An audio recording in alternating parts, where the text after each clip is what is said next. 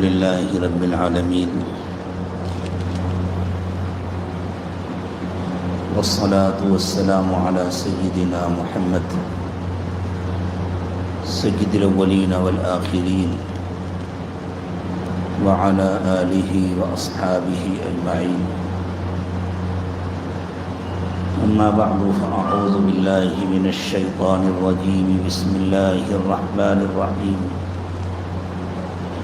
قل هو الله أحد الله الصمد لم يلد ولم يولد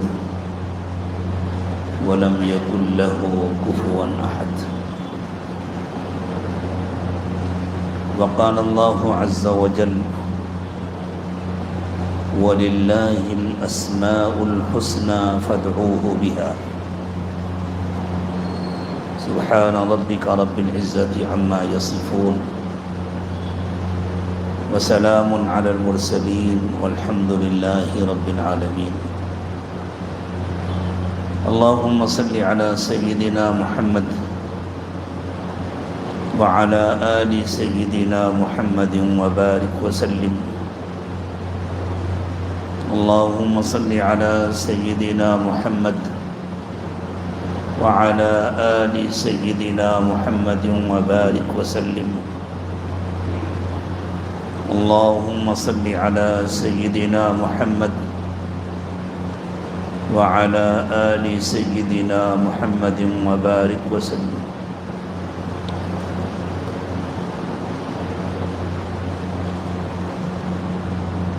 اللہ تعالیٰ کے بہت سارے نام ہیں،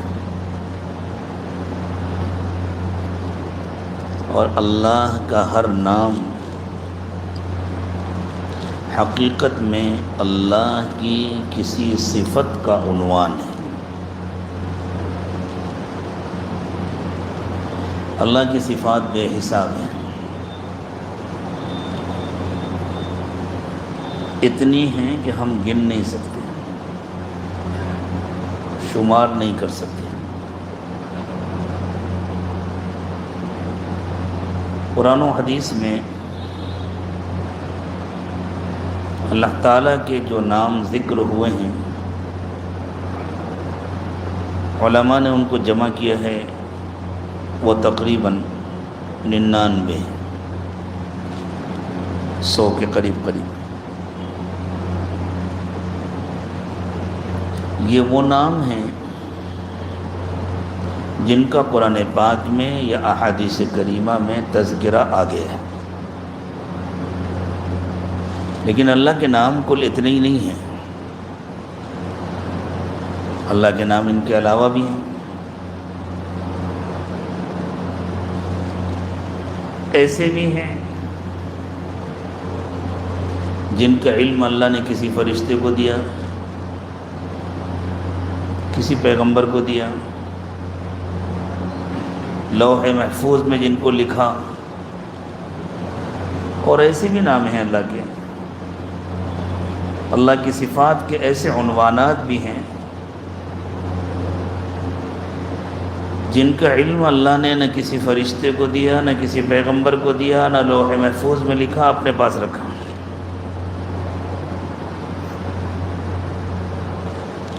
اور یہ بات بھی رسول اکرم صلی اللہ علیہ وسلم کے حوالے سے عرض کی جا رہی ہے۔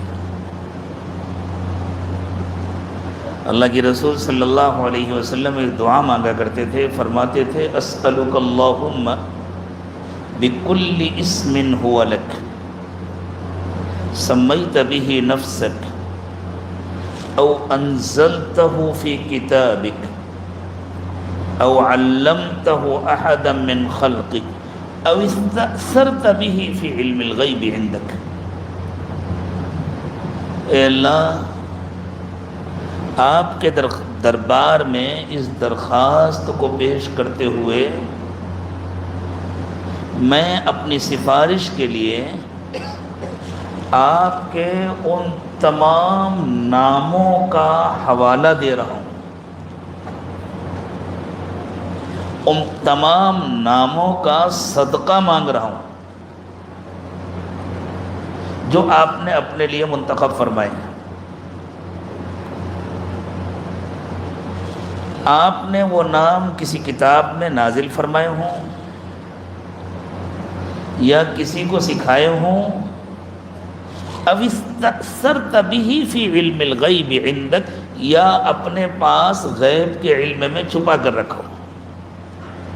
اس سے یہ معلوم ہو گیا نا کہ اللہ نے اپنے کچھ ناموں کو کتاب میں ذکر فرمایا، کچھ ناموں کا اپنے جن بندوں کو چاہا علم عطا فرمایا، اور ایسے بھی نام ہیں جن کا اللہ نے کسی کو علم نہیں دیا اور اپنے پاس چھپا کر کے رکھا۔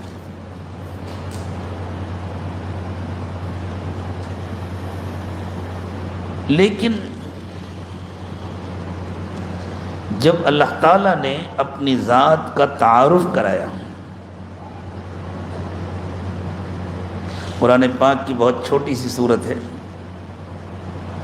سورۃ الاخلاص، اللہ کا ایسا تعارف جس کو جان لینے اور مان لینے کے بعد انسان اللہ کا مخلص بن جاتا ہے، پھر وہ اللہ کے ساتھ کسی اور کو شریک نہیں کرتا۔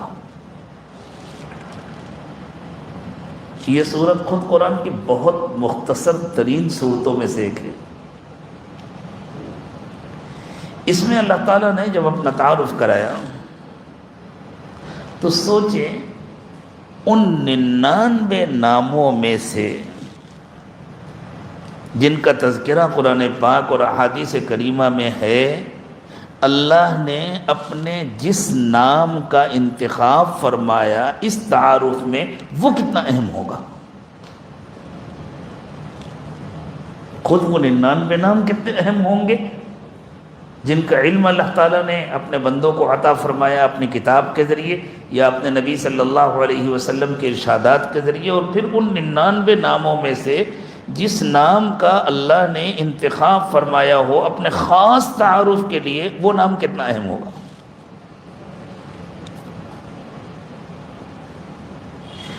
اور وہ اللہ کا نام ہے الصمد، جس کے معنی ہے بے نیاز، وہ جس کو کسی کی پرواہ نہیں۔ اللہ تعالیٰ نے اپنا تعارف کراتے ہوئے ارشاد فرمایا، قل هو اللہ احد، آپ میرے بارے میں لوگوں کو بتلائیے، اے پیارے پیغمبر صلی اللہ علیہ وسلم، آپ میرے بارے میں لوگوں کو بتلائیے، کہیے کہ وہ اللہ ایک ہے، اللہ الصمد، اسے کسی کی پرواہ نہیں ہے۔ بعض علاقوں کی زبان میں اسے کسی کی پڑی نہیں ہے، پتہ نہیں یہ لفظ آپ کیا بولتے ہیں کہ نہیں، بلکہ کہ بعض علاقوں میں بے پرواہی کو ظاہر کرنے کے لیے، استغنا کو ظاہر کرنے کے لیے کہتے ہیں اسے کسی کی نہیں پڑی، کسی کی پرواہ نہیں، یہ تو بولتے ہیں نا۔ چلیں جو آپ بولتے ہیں اس سے سمجھیے، لم یلد، اس کی کوئی اولاد نہیں ہے، ولم یولد، وہ خود کسی کی اولاد نہیں ہے، ولم یکن لہ کفوا احد، اور کوئی اس کی برابری نہیں کر سکتا۔ اللہ کی برابری کون کرے گا؟ اللہ خالق ہیں، باقی سب مخلوق ہیں، ولی ہوں یا نبی ہیں تو سب اللہ کی مخلوق۔ اللہ مالک ہیں، باقی سب بندے ہیں، کوئی چھوٹا ہو یا بڑا، فرشتہ ہو یا انسان، اور انسانوں میں بھی کوئی ولی ہو یا اولیاء کا سردار، اور کوئی نبی ہو یا انبیاء کا سردار صلی اللہ علیہ وسلم، ہیں تو سب اللہ کے بندے۔ اللہ مالک ہے، اللہ رب ہے، اور اللہ بہت مہربان ہے، بہت مہربان ہے۔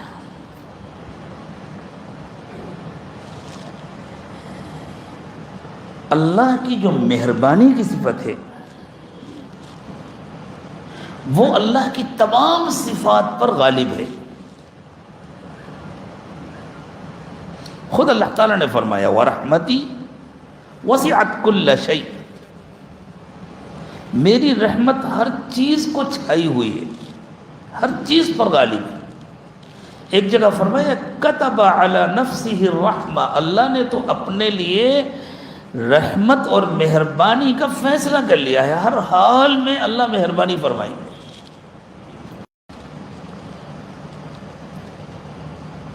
ہماری ضرورتیں دو قسم کی ہیں،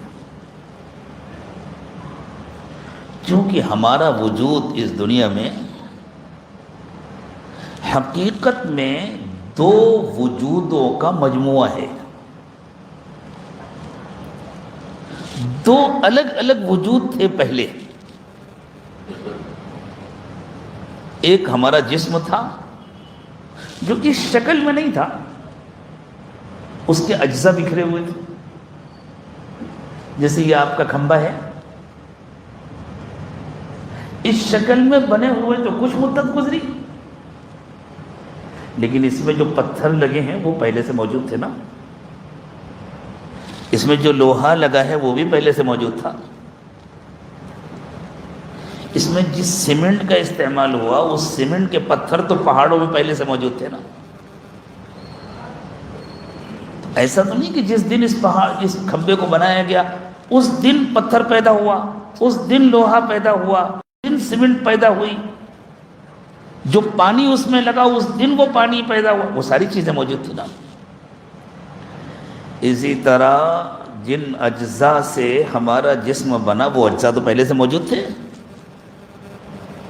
ایک وجود تو یہ تھا ہمارا مادی وجود، ایک اور وجود ہے وہ ہے ہماری روح کا وجود۔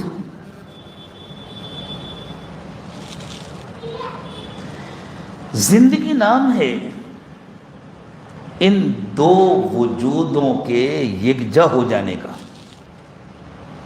اور جب تک انسان زندہ رہتا ہے ان دونوں کو اللہ ایک ساتھ ایسے جمع کر دیتے ہیں کہ لگتا ہے دونوں ایک ہیں۔ اور اللہ تعالیٰ نے جب ہمارے جسم کو بنایا نا تو وہاں بھی یہی کیا، دو وجودوں کو یکجا کر کے ایک بنایا۔ وہ پہلا سیل، وہ پہلا خلیہ، اردو والے غلطی سے خلیہ بولتے ہیں اس کو، یہ غلط تلفظ ہے، خلیہ لفظ ہے جس کو انگلش میں سیل کہتے ہیں۔ وہ پہلا سیل جو اپنے آپ کو تقسیم کر کے دو بن جاتا ہے، اور پھر ان دونوں میں سے ہر ایک اپنے کو تقسیم کرتے ہیں، پھر دو دو بنتے ہیں، اور پھر وہ سیلز کی تقسیم شروع ہوتی ہے، اس سے انسانی جسم بنتا ہے، ہڈیاں بنتی ہیں، نسیں بنتی ہیں، اعصاب بنتے ہیں، سارے سب کچھ بنتا ہے۔ یہ پہلا سیل جو اکائی ہے یہ خود دو وجودوں سے مل کر کے ایک بنتا ہے۔ مرد کے جسم سے نکلنے والا جرثومہ اور عورت کے جسم سے نکلنے والا بیضہ، جرثومہ بیضے کے اندر داخل ہوتا ہے اور یہ دو مل کر کے ایک بنتے ہیں۔ اللہ نے قدرت کا نمونہ دکھایا نا، اس سے تو کوئی سائنسداں انکار نہیں کر سکتا نا، یہ دو مل کر کے جس طرح ایک بنتے ہیں، اسی طرح یہ جو انسان کا وجود ہے اس میں دو وجود مل کر کے ایک بنتے ہیں، ایک جسم ایک روح۔ جیسے اس کو مانا ویسے اس کو بھی ماننا پڑے گا۔ یہ لیب میں انسان کی تحقیق میں آ گیا، وہ نہیں آتا، اس لیے کہ وہ آنکھوں سے نظر آنے والی چیز نہیں ہے، اور لیب میں تو ہم نے اور آپ نے بھی جا کے نہیں دیکھا نا، سائنسدانوں نے تجربہ کر کے ہمیں بتلایا، ہم ان کو سچا سمجھے تو ہم نے ان کی بات مان لی۔ اسی طرح اللہ کے دیے ہوئے علم کے مطابق پیغمبروں نے یہ بات بتلائی، دوسری بات جو بتلائی جا رہی ہے، جو پیغمبر کو سچا سمجھتا ہے وہ اس بات کو بھی مانتا ہے۔ وَيَسْأَلُونَكَ عَنِ الرُّوحِ قُلِ الرُّوحُ مِنْ أَمْرِ رَبِّي وَمَا أُوتِيتُم مِّنَ الْعِلْمِ إِلَّا قَلِيلًا۔ لوگ آپ سے روح کے بارے میں پوچھتے ہیں، آپ کہہ دیجئے کہ وہ روح میرے رب کے امر کا ایک حصہ ہے اور تمہارا علم بہت تھوڑا ہے، تم دنیا کے اپنے علم سے روح کی پوری حقیقت کو نہیں سمجھ پاؤ گے۔ تو اصل میں جو ہمارا وجود ہے حقیقت میں اس میں دو وجود ہیں، ایک ہمارا مادی جسم ہے اور ایک ہماری روح ہے۔ اور دونوں کے اپنے اپنے تقاضے ہیں۔ یہ اللہ کی شان ربوبیت ہے کہ اللہ نے دونوں کے تقاضوں کا پورا پورا انتظام کیا ہے۔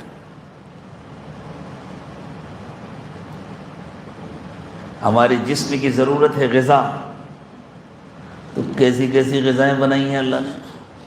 اللہ چاہتے ہیں ایک ہی بنا دیتے ہیں، بس وہی کھاؤ تینوں وقت۔ حالانکہ کھانے کے 3 وقت نہیں ہوتے، لیکن اب آپ لوگوں نے مقرر کیے ہوئے ہیں اس لیے کہنا پڑتا ہے تینوں وقت۔ ایک بزرگ کے پاس کسی نے آ کے پوچھا، حضرت کھانا کتنی مرتبہ کھانا چاہیے؟ انہوں نے کہا بھائی 24 گھنٹے میں 1 بار کھا لیا کرو۔ ان کا حضرت اور بھوک لگے گا 2 بار کھا لیا کرو۔ کہ 2 بار میں بھی پیٹ نہ بھرے گا پھر جانوروں کی طرح بار بار کھایا کرو۔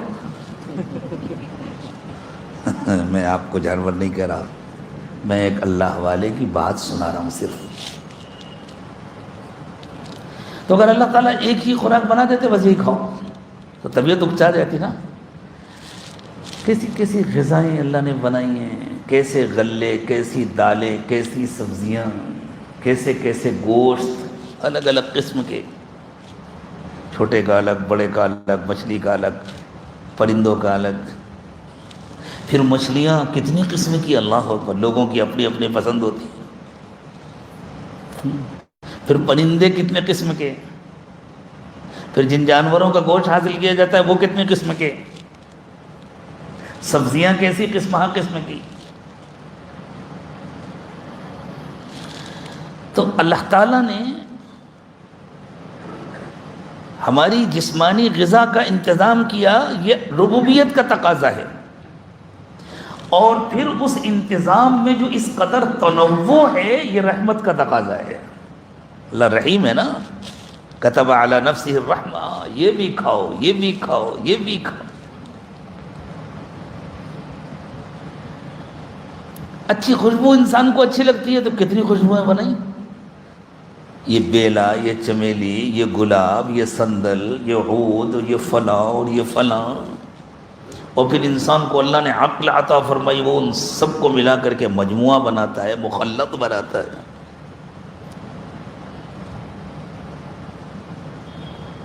لباس دیا اللہ تعالیٰ نے، کیونکہ لباس ہماری ضرورت ہے، تو ربوبیت کا تقاضا تھا کہ اللہ لباس دیتے۔ کتنے قسم کے لباس دیے اللہ نے۔ جانوروں کو بھی اللہ نے لباس دیا، لیکن ہر ایک کو ایک قسم کا دیا۔ مور ہوتا ہے آپ کے علاقے میں نا، کتنے خوبصورت اس کے پر ہوتے ہیں، لیکن ساری دنیا میں مور کے ایک ہی جیسے پر ہوتے ہیں، کبوتر کے جیسے پر نہیں ہوتے مور کے، اور مور جیسے پر کبوتر کے نہیں ہوتے۔ چیتے کو بھی ایک لباس دیا، شیر کو بھی ایک لباس دیا، ہرن کو بھی ایک لباس دیا، مختلف جانوروں کو اللہ نے لباس دیے۔ جو جانور برفیلے علاقوں میں رہتے ہیں ان کو ایسا گرم لباس دیا کہ وہ برف میں آرام سے رہتے ہیں، لیکن ہر جانور کو ایک لباس دیا۔ اور انسان کو کتنے لباس دیے کوئی گن نہیں سکتا۔ ایک ہی ملک کے اندر تھوڑے تھوڑے فاصلے کے بعد کٹنگ بدل جاتی ہے، لباس بدل جاتا ہے، انداز بدل جاتا ہے۔ یہ اللہ کی رحمت کا مظاہرہ ہے۔ اللہ کو اپنے بندوں سے بہت محبت ہے، بہت محبت۔ جس طرح اللہ تعالیٰ نے جسم کے تقاضوں کا اتنی محبت کے ساتھ انتظام کیا، اسی طرح ہماری روح کے بھی کچھ تقاضے ہیں۔ اللہ کا ذکر، اللہ کی یاد، یہ روح کے تقاضے ہیں۔ جیسے کھانا نہ ملے تو معدہ بے چین ہوتا ہے نا، اللہ کی یاد کا موقع نہ ملے تو دل بے چین ہوتا ہے، اس لیے کہ دل روح کا مرکز ہے۔ الا بذکر اللہ تطمئن القلوب، اللہ نے فرمایا اللہ کی یاد سے دلوں کو اطمینان ہوتا ہے، اس لیے کہ اللہ کی یاد روح کی غذا ہے، اور دل روح کا مرکز ہے، دل روح کا خاص مقام ہے۔ تو جب روح بھوکی ہوتی ہے تو دل بے چین ہوتا ہے۔ اسی ربوبیت کا اور اسی رحمت کا تقاضا ہے کہ اللہ تعالیٰ نے انبیاء کرام علیہم الصلاۃ والسلام کو بھیجا، نبی بھیجا، یہ ربوبیت کا تقاضا ہے، کتاب نازل فرمائی، یہ ربوبیت کا تقاضا ہے، اور اس کے ساتھ انسانوں نے شیطان کا کہنا مانا، ایک کتاب کو مٹا دیا، بھلا دیا، تحریف کر دی۔ اللہ کہتے بھئی میں نے تو تم کو دے دیا تھا، اب تم نے اگر بھلا دیا، مٹا دیا، بدل دیا تو میری تو ذمہ داری نہیں ہے، میرا کام پورا ہو گیا۔ اللہ دوسری کتاب اتار دیتے تھے، دوسری میں لوگوں نے تحریف کی، تیسری کتاب اتار دیتے تھے۔ انبیاء کرام کو لوگوں نے قتل کر ڈالا، وَيَقْتُلُونَ الْأَنْبِيَاءَ بِغَيْرِ الْحَقِّ۔ اللہ نے فرمایا، بعض بد نصیبوں کا تذکرہ کرتے ہوئے وہ ناحق پیغمبروں کو قتل کرتے تھے، اور اللہ بعد میں اور پیغمبر بھیج دیتے تھے، ایک کے بعد ایک پیغمبر بھیج دیتے تھے۔ امام الانبیاء سیدنا محمد رسول اللہ صلی اللہ علیہ وسلم کو لوگوں نے کیسے کیسے ستایا، کیسے کیسے تکلیفیں پہنچائیں، اس کے باوجود آپ ان کی ہدایت کی محنت کرتے رہے، ان کو جنت میں لے جانے کی کوشش کرتے رہے۔ تو اللہ نے نبیوں کو بھیجا، کتابوں کو اتارا، یہ اللہ کی ربوبیت کا مظاہرہ ہے، اور انسانوں کے انکار کرنے کے باوجود اللہ بار بار پیغمبروں کو بھیجتے رہے، انسانوں کی طرف سے تحریف کے باوجود اللہ بار بار کتابوں کو اتارتے رہے، اور انسانوں کے مقابلہ کرنے کے باوجود نبی برابر ان کی ہدایت کی محنت کرتے رہے۔ یہ اللہ کی رحمت کا اظہار ہے۔ اتنی محبت ہے اللہ کو اپنے بندوں اور بندیوں سے، ہر حال میں اللہ ان کو جہنم سے بچانا چاہتے ہیں اور جنت میں لے جانا چاہتے ہیں، کہ اللہ کے نیک و مقبول بندوں کو ستایا جا رہا ہے، مارا جا رہا ہے، پیٹا جا رہا ہے، اس کے باوجود اللہ تعالیٰ بار بار بھیج رہے ہیں، بار بار بھیج رہے ہیں۔ لیکن اس سب کے باوجود اللہ تعالیٰ نے فرمایا، دیکھو میں نے تمہارا کوئی قرض نہیں کھایا ہوا، میری کوئی مجبوری نہیں ہے، قدر کرو میری نعمت کی، قدر کرو میری محبت اور میری رحمت کی، ورنہ مجھے غصہ آیا تو میں سب کچھ واپس لے لوں گا، مجھے اس کی کوئی پرواہ نہیں ہے کہ کوئی میری عبادت کرے گا یا نہیں کرے گا، کوئی میرا نام لے گا یا نہیں لے گا، سب مل کر کے میرا انکار کر دیں، میری شان میں کوئی کمی نہیں آنے والی ہے۔ اسی لیے اللہ کے رسول صلی اللہ علیہ وسلم نے ایک حدیث قدسی نقل فرمائی۔ حدیث قدسی اس حدیث کو کہتے ہیں جس کو اللہ کے رسول صلی اللہ علیہ وسلم سنائیں اللہ تعالیٰ کی طرف سے کہ اللہ نے ایسے فرمایا۔ تو حضور اکرم صلی اللہ علیہ وسلم نے فرمایا کہ اللہ تعالیٰ ارشاد فرماتے ہیں کہ اگر دنیا کے سارے لوگ ایک جگہ جمع ہو جائیں، پہلے والے بھی بعد والے بھی سب ایک جگہ جمع ہو جائیں، اور سب اتنے نیک بن جائیں جیسے کوئی بڑا سے بڑا ولی نیک ہوتا ہے، جیسے کوئی بڑا سے بڑا متقی انسان نیک ہوتا ہے، سب کے دل ایسے ہو جائے، تو اللہ نے فرمایا اس سے میری شان میں کوئی اضافہ نہیں ہوتا۔ جو بھلا کرے گا اپنا کرے گا، اور فرمایا اگر کوئی سب مل کر اتنے برے ہو جائیں جیسے کوئی نہایت فاسق اور فاجر انسان برا ہوتا ہے، سب مل کر میرا انکار کر دیں، سب مل کر میرے نافرمان ہو جائیں، میری شان میں کوئی کمی نہیں آتی، مجھے کوئی پرواہ نہیں۔ تو اللہ یہ چاہتے ہیں کہ ہم اللہ کی رحمت اور محبت کی قدر کریں، ہم اس کو معمولی بات نہ سمجھیں۔ گھروں میں بیٹھے اذان کی آواز سنی، مسجد نہیں آئے، اللہ چاہتے تو کانوں کو بہرا کر دیتے، یہ لوگ میرے بلانے پر میرے گھر نہیں آتے، بہرا بنا دو ان کو، آئندہ سے میرے بلانے کی آواز ان کے کانوں تک نہیں پہنچے گی۔ اللہ چاہتے تو ایسا کر دیتے، اگلے وقت پھر آواز دلائی، حی علی الصلاۃ حی علی الفلاح، اس کے اگلے وقت پھر آواز دلائی، برسوں گزر گئے سنتے سنتے، اذان کی آواز سن رہے ہیں، نہیں آ رہے مسجد۔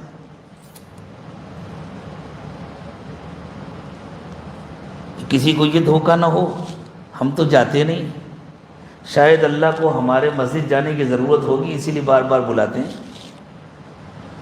شاید ہمارے جانے سے ان کا کچھ بھلا ہوتا ہوگا، اس لیے بار بار بلاتے ہیں. ہمارے نہ جانے سے شاید کوئی نقصان ہو رہا ہوگا، اس لیے بار بار آواز دیتے ہیں. اللہ نے کہا ہم تمہیں محبت کے ساتھ بلاتے ہیں. ہم اگر اپنی بے پرواہی دکھانا چاہیں نا تو تم کیا سب کے لیے مسجدیں بند کرا دیں. وہ جن کی زندگی میں بالغ ہونے کے بعد سے کبھی تکبیر اولا نہ چھوٹی ہو، ان کے لیے بھی مسجد کے دروازے پر تالا لگوا دیں، ہمیں کوئی پرواہ نہیں ہے. اللہ تعالیٰ اپنی صفات کا اظہار فرماتے ہیں، اپنی عظمت اور کبریائی دکھاتے ہیں بندوں کو. یہ اس وقت پوری دنیا میں حالات آئے، یہ اللہ تعالیٰ کی شان صمدیت کا مظاہرہ تھا. اللہ نے دکھا دیا مجھے کوئی پرواہ نہیں ہے، میں حرم میں تالا لگوا دوں گا، میں مسجد نبوی بند کرا دوں گا، میں تمہارے محلوں کی مسجدوں کو بند کرا دوں گا، میں تمہارے مدرسوں کو بند کرا دوں گا، میں تمہاری خانقاہوں بند کرا دوں گا، میں تمہارے دعوت کے مراکز کو بند کرا دوں گا، میں تمہاری ملاقاتوں کو بند کرا دوں گا، میں تمہارے چلنے پھرنے کو بند کرا دوں گا، مجھے کوئی پرواہ نہیں ہے. جاؤ لوگوں، بگڑنا ہے خوب بگڑ جاؤ، شیطان کا کہنا ماننا ہے خوب مان لو، میری کوئی ضرورت نہیں ہے، ضرورت تمہاری ہے. اور اللہ نے بند کرا کے دکھا دیا نا. جب اللہ تعالیٰ اپنے بندوں سے اور بندیوں سے بہت ناراض ہوتے ہیں تو پھر اللہ اپنی اس صفت کا اظہار فرماتے ہیں. ہم سے پہلے والے جو مسلمان تھے، بنی اسرائیل، اس دنیا میں ہم سے پہلے کے مسلمان تھے. سورہ بنی اسرائیل میں اللہ تعالیٰ نے ان لوگوں کا تذکرہ کیا. 15واں پارہ شروع ہوتا ہے سورہ بنی اسرائیل سے. اللہ نے ان نافرمان بندوں کا تذکرہ کیا اور فرمایا وَقَضَيْنَا إِلَى بَنِي إِسْرَائِيلَ فِي الْكِتَابِ.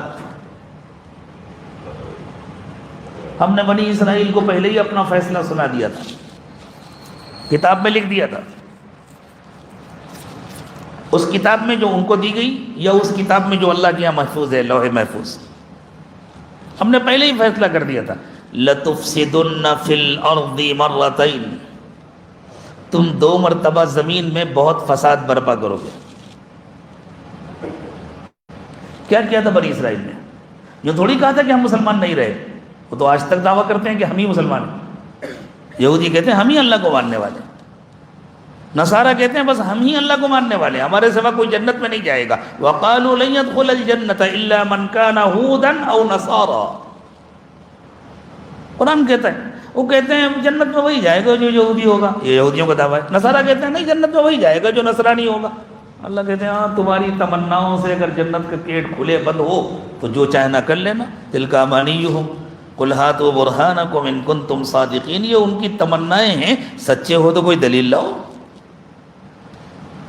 ایسے ہم مسلمانوں نے سمجھ لیا بس ہم ہی جائیں گے جنت میں. ہر فرقہ سمجھتا ہے ہم ہی جائیں گے جنت میں. ارے جو اللہ اور اس کے رسول کا کہنا مانے گا وہ جائے گا جنت میں، جو منمانی کرے گا وہ تھوڑی جائے گا جنت میں. اللہ ہم سب کو توفیق دے کہ ہم اللہ اور اللہ کے رسول صلی اللہ علیہ وسلم کا کہنا مانیں. تو انہوں نے کیسے فساد پر کیا؟ اللہ کے دین میں منمانی تعویلیں کی تھی، اپنی مرضی کا دین بنایا تھا، اور اپنے مالی معاملات کو دین سے آزاد کر لیا تھا. سود یہودیوں کے لیے بھی حرام تھا، نصارہ کے لیے حرام تھا، مسلمانوں کے لیے بھی حرام ہے. سود اللہ تعالیٰ کو سخت ناپسند ہے. یہودیوں نے سود خوری شروع کی اور یہ کہہ کے شروع کی کہ باقی دوسری قومیں جو ہیں لیس علینا فی الامیین من سبیل، یہ تو جاہل لوگ ہیں، کافر لوگ ہیں اور اللہ کو نہ ماننے والے ہیں، ان مال تو کیسے بھی کھاؤ کوئی حساب نہیں ہوگا. اور یہ کہہ کر کے انہوں نے سود خوری شروع کی تھی. سمجھ گئے نا؟ یہی دلیل ہماری بھی ہوتی ہے نا. ہم تو ہندوستان میں رہتے ہیں، یہاں تو بس جو چاہو کرو، جیسے چاہو کھاؤ، جو نہیں چاہتا تھا ان کا کرتے تھے. اور مطمئن رہتے تھے ہم تو یہودی ہیں، یعنی ہم تو ایمان والے ہیں، ہم تو مسلمان ہیں. یہ گویا مسلمانوں کا عنوان تھا اس زمانے میں، ہم تو مسلمان ہیں اس لیے ہم ہی جنت میں جائیں گے، ہم نہیں جائیں گے تو بھی جنت میں تو سناٹا رہے گا، کوئی جائے گا ہی نہیں وہاں.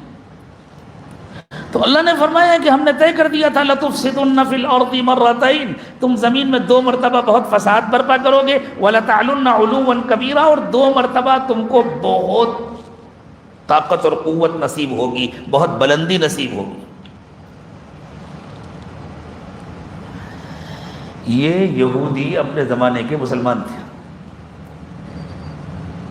اور فلسطین کا جو علاقہ ہے جہاں آج پھر سے یہودیوں نے قبضہ کیا ہوا ہے اور جس کو وہ اپنی میراث کی زمین کہتے ہیں، اسی جگہ اللہ تعالیٰ نے ان کو اقتدار عطا فرمایا تھا. حضرت موسیٰ علیہ السلام کے ذریعے جب ان کو مصر سے رہائی ملی اور پھر وادی تیہ میں وہیں حضرت موسیٰ علیہ السلام کا انتقال ہو گیا، اس کے بعد جو بعد میں پیغمبر مبعوث ہوئے ان کے ذریعے جب ان لوگوں نے فلسطین کا علاقہ فتح کیا اور وہاں جا کر کے اپنی حکومت بنائی، تو یہ چھوٹے سے علاقے پر ان کی حکومت تھی. یہ مسلمان تھے، باقی چاروں طرف جتنی حکومتیں تھیں وہ سب مشرکین کی تھیں.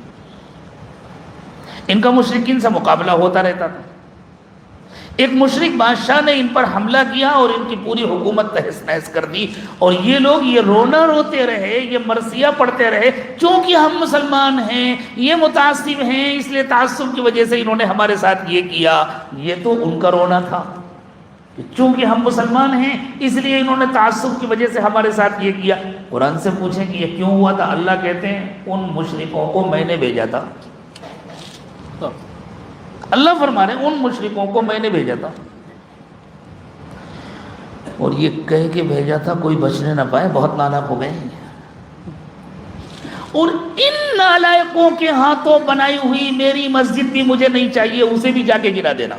اللہ کہہ رہے ہیں، میں بھی آپ کو قرآن کے جملے سناؤں گا. اللہ فرما رہے ہیں میں نے یہ تاکید کر کے بھیجا تھا، مجھے اپنی مسجد کی بھی پرواہ نہیں ہے، جا کے گرا دینا. ان لوگوں نے آ کر کے مسجد اقصیٰ کو ڈھا دیا تھا. ان مشرکین نے، یہودی یہ روتے رہے کہ دیکھو یہ کتنے بڑے دشمن ہیں، یہ اسلام کے کتنے بڑے دشمن ہیں، انہوں نے ہم کو تو مارا، ہمارے گھر تو گرائے، انہوں نے تو ہماری مسجد بھی گرا دی. اللہ کہتے ہیں میں نے گروایا تھا، مجھے کوئی پرواہ نہیں ہے. جب تم میرے نہیں تو تمہارے ہاتھ کی بنائی ہوئی عمارت کی بھی مجھ کو ضرورت نہیں.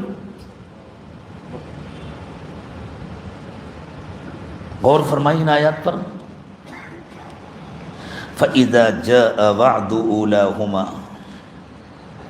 جب پہلا موقع آیا، درمیان میں صدیوں کا فاصلہ ہے، جب پہلا موقع آیا ان کے فساد و بگاڑ کا، اور جب ان کی اخلاقی حالت بہت بگڑ گئی، دین کو انہوں نے کھیل بنا لیا، تماشا بنا لیا. بَعَثْنَا عَلَيْكُمْ عباد لنا اولی بأس شدید. بنی اسرائیل سے اللہ کہہ رہے ہیں جب تمہارا وہ پہلا موقع آیا تمہارے بگاڑ کا، تو ہم نے تم کو سزا دینے کے لیے بہت طاقتور بندے بھیجے. یہ سارے مشرک تھے. فجاسوا خلال الدیار، وہ گھروں کے اندر گھس گئے.